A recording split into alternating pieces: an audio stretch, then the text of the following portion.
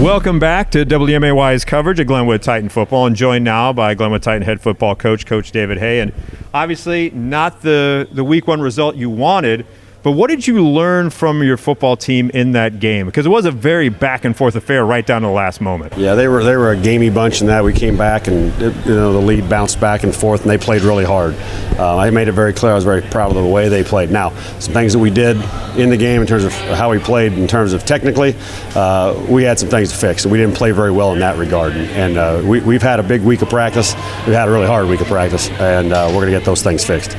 Would you say defensively, I mean, obviously going against the quarterback, the caliber of Rashad Rochelle, how you feel you did against him, and how much does that help you improve down the line when you play a guy like him in week one? I thought we contained it pretty well. I mean, there's times, to be really specific, I mean, we didn't tackle very well in spots, and we worked on that really hard this week, really hard. And that you can't do that. I mean, in terms of how we executed some of the scheme and the game plan and containing him, and you probably noticed, we were making him throw the ball and get it out of his hand. We did a pretty good job with that. We did a nice job up front.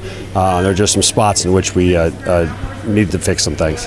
Yeah, it seemed like the guys were in the right place to make a play, just the plays weren't made the way you would have liked them in a particular case and instance at times. We spent a lot of time this week talking about those things are the things that change the games, and you have to build up an attitude that's not going to happen. We're not going to miss those opportunities. Talking about quarterback play, how'd you feel Jacknutson did in his first start? I thought he was calm, collected back there. I mean, yeah, a couple interceptions, but I don't know. I'd be hard-pressed to put either one of them on him in his decision-making. Yeah, no, Jack played very well. He played really, executed the offense, did exactly what we hoped he would do. Threw the ball well and led the football team. Talk about the array of kind of weapons he has out there. I mean, big plays up and down the lineup from your receiving core, Baxter, Stapleton. Talk a little bit about those guys. Yeah, those are the guys who want to get the ball in their hands, and Golaski, and then, we lost Tyjon there early in the game. We do have a lot of guys that have some ability to make big plays if we can just get the ball in their hands, and like I said, Jack did a good job of doing that. Obviously not optimal football conditions Friday night, but it seemed like you guys were well conditioned. How much do you preach that here at Glenwood, that it's more than just, the hits and schemes, it's also being a well-conditioned team? Well, we spent a lot of time in hydration. Our trainer, John, spends a lot of time on it, and we focused on it all week last week. And it's fortunate, we had warm practices during the week and not just a warm game. And so we practiced out in the heat, following all the proper protocols because it's better for the kids. So they're healthy and ready to perform in those conditions. One guy that in particular seems to get stronger as the game goes on, your running back, Marion Smith. How do you feel he played, and what kind of dimensions does he bring to your offense? He played very well. He's a back that's going to wear you down. That's what he's going to do. He popped a big one early on and got rolling, and then kept rolling. And later in the game, he's going to be harder and harder to bring down. So I was very pleased with what Jamarion did. Go on the road this week. What are the protocols? Is it similar to the spring season as far as road trips for you guys this year? No, I wouldn't say it's that. There's not nearly as many things in that area. But it's a little more routine. But it's still just going. It's still going on the road. It's going on the road for the first time. And it's CSA doesn't have a lot of far trips, but it's one of the farther ones. And so we spent a lot of time prepping for that.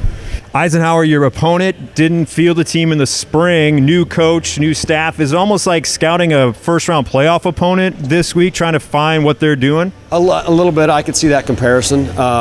Week one, they came off week one of the new program. What they're going to do week two, you may not know.